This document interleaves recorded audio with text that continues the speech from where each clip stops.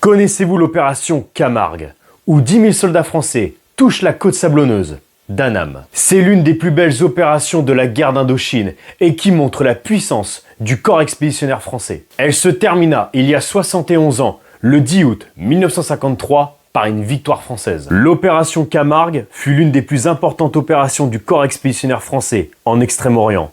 Cette opération avait des dimensions dignes de certains débarquements durant la Seconde Guerre mondiale dans le Pacifique. Parce que l'opération Camargue, c'est 10 régiments d'infanterie, 2 bataillons aéroportés, le plus gros de 3 régiments blindés, un escadron de vedettes blindées, 4 bataillons d'artillerie, 34 avions de transport, 6 avions de reconnaissance, 22 bombardiers et environ 12 navires, y compris 3 LCT. Et même un train blindé.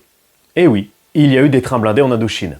On y reviendra plus tard dans une vidéo. Et sans parler du nombre de chars et de péniches. Le 28 juillet 1953 à l'aube, c'est un magnifique débarquement du corps expéditionnaire.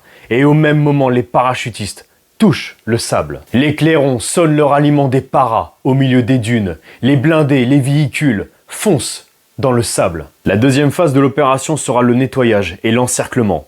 Elle aura lieu dans un labyrinthe minuscule de villages où les forces blindées françaises seront prises dans une série d'embuscades, mais renforcées par les parachutistes et les troupes françaises et vietnamiennes, appuyées par l'aviation française. Le Viet Minh sera encerclé et forcé de se replier. Le 10 août 1953, c'est une victoire française.